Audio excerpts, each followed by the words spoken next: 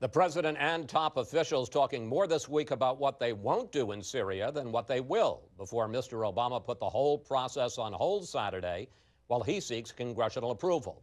And it's time now for our Sunday group. Fox News military analyst and former Army Vice Chief of Staff, retired four-star General Jack Keane, former Senator Joe Lieberman, and Jennifer Rubin and Charles Lane, both from the Washington Post. Well, I think we would all agree that a military action is about more than cruise missiles. It's about building support. It's about orchestrating the run-up to war. General Keane, what message, and I keep focusing on this, what message is the president sending to our friends and our enemies in the region with all this talk you just heard that went on for a week about the limits, the restrictions on what we're going to do in Syria, and then putting the whole process on pause for more than a week to wait for congressional approval? Well, you know, this is certainly a surprise, and in a sense I'm not shocked by it, because there is a pattern here when he's making national security decisions like he has made, of hesitation, delay, and it's been a part of his behavior for some time. And the fact of the matter is, I think the White House is somewhat paralyzed by fear of adverse consequence, and it dominates their thinking. So what you get in the region then, strategically, is a sense of a lack of certainty of the United States. Are we going to be there for them? Here, given the horrific nature of this attack, given the moral imperative that leading U.S. officials have made about this, and now we have this pattern of hesitation and delay again. We've seen it in the past, Chris. Even after we had certain knowledge of Osama bin Laden's location, it took 6 months to act. The same thing in Libya was half measures. We started and then we pulled back our forces. And Afghanistan escalated the war but announced a withdrawal date. This hesitation, delay, and half measures has been a significant pattern, and it's led to a diminishment of U.S. stature in the region. Senator Lieberman, I looked it up. You were a senator for 24 years. Correct. Have you ever seen anything like this, where a president seems about to take us, if not to war, to a serious military action, and then says, wait a minute, I'm going to wait 10 days for Congress to come back from vacation? I was looking back myself, Chris, over the 24 years, never saw anything like it. I mean, we had President Clinton acted in Bosnia and Kosovo without endorsement by Congress. In the 1991 Gulf War, President Bush 41 was massing troops, ultimately over 500,000 Americans. There was a debate about whether he should come to Congress for authorization. He did. It was very close. Passed in the Senate by only 52 to 47, but nothing like this. And nothing like this in the sense that the president states the red line of the use of chemical weapons. The administration says consistently that he doesn't have to come to Congress to take military action. Secretary Kerry on Friday, in a brilliant, convincing, moving statement, essentially indicts Bashar al-Assad as a mass murderer. And then the president says yesterday, let's wait. There's a mass murderer at loose. And right now, while we're waiting, he's dispersing his critical assets. Any advantage of a surprise attack that we had in Syria is diminishing rapidly. Maybe it's gone. So now the battleground is not Syria, at least for the next 10 days. It's Capitol Hill. Jennifer, what do you think Congress will do? I spoke with leadership offices yesterday because I was curious myself, and they say we have no idea, which just points to really the lunacy of this reversal, as Senator Lieberman said. If they don't know whether the votes are there, the president certainly doesn't know that the votes are there, and obviously a negative vote would once again raise questions as to what the president intends to do. You know, he's had 5 reversals in this. He began by saying we had really no interest in any kind of military action. We had the first red line, so then he said we would act, then we didn't act. Another reversal during that interim period. Then we had another incident of chemical weapons use. He said that was a red line. We were going to act unilaterally, and now he's going back to Congress. If our allies and our foes can follow this, they're smarter and more perceptive than we are. Chuck, if there's anybody in this panel who at least sees the president's side of the case, it's you. Do you see the president's side and the actions, the run-up to war, and then hitting the pause button? Look, no one's going to dispute this has been mismanaged in many different ways. I would hope some people would acknowledge the inherent difficulty of the problem that he faces. And I think it's a bit too much to dismiss going to Congress as lunacy, since after all, that is kind of what the Constitution calls for, and it's been what a lot of Republicans, frankly, have been calling for.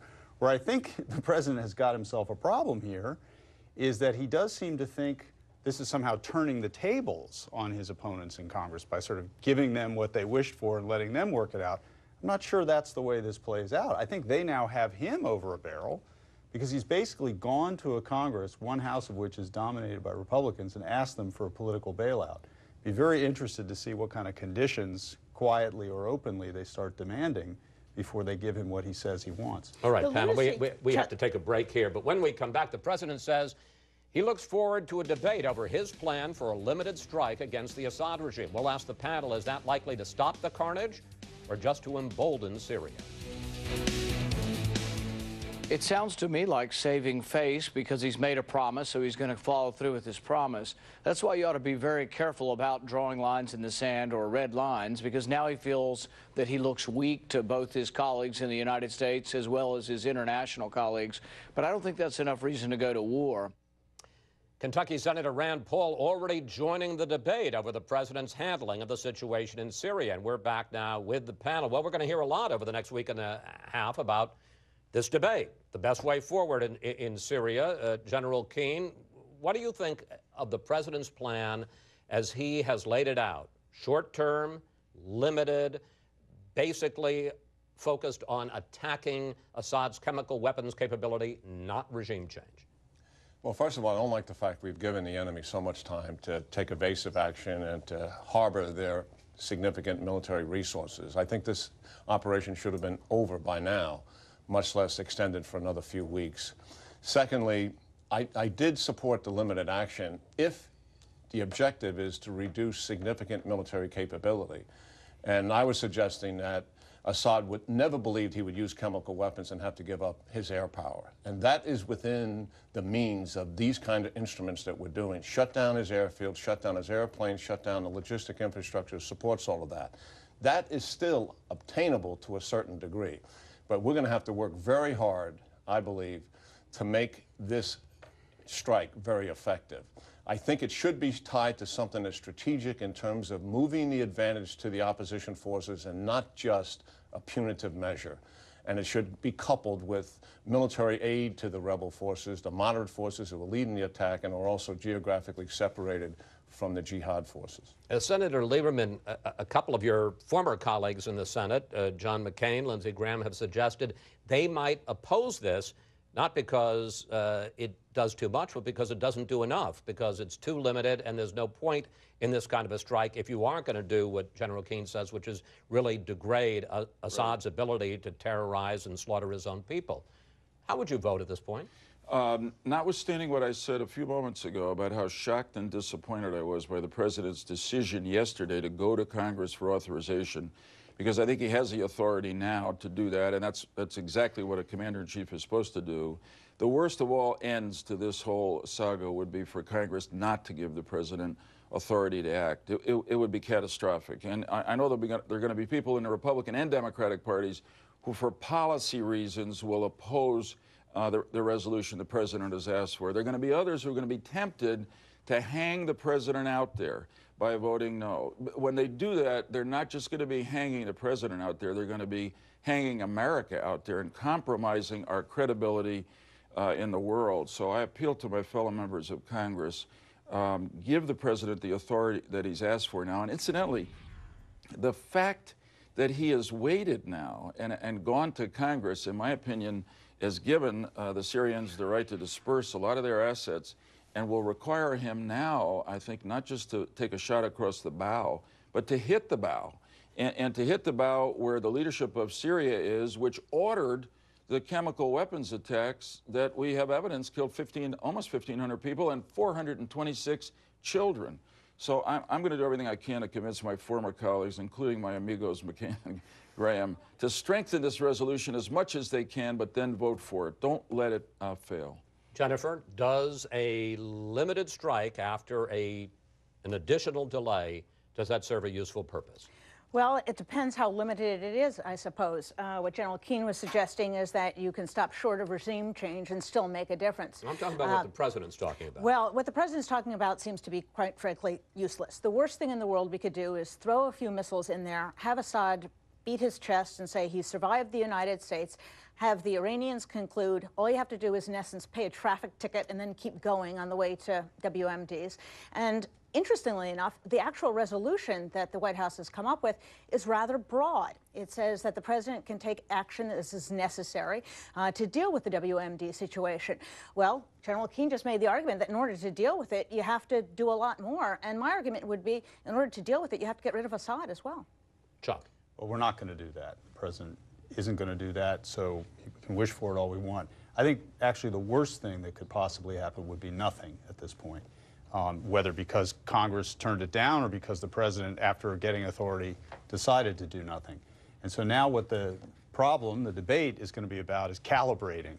That's a very bad business to be in, but I got to say it's not as bad as letting this all end with absolutely nothing. Well, that's why you don't have these decisions made by Congress, because there are 535 game plans. And that's why it's so difficult to throw the ball into Congress's court. They don't act with one voice. Well, he's asking for very, very broad authority. Once he gets it, then he can draw up the plan, you know, and he can calibrate how much force we're going to use. Let me just bring General Keane in here, and we got a little over a minute left.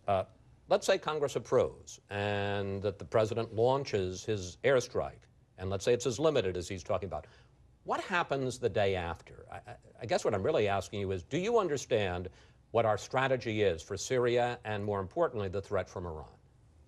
Well, no, I don't. I mean, I think it's unequivocal where we stand on Syria. The issue with Syria, I think for many of us, has always been about Iran.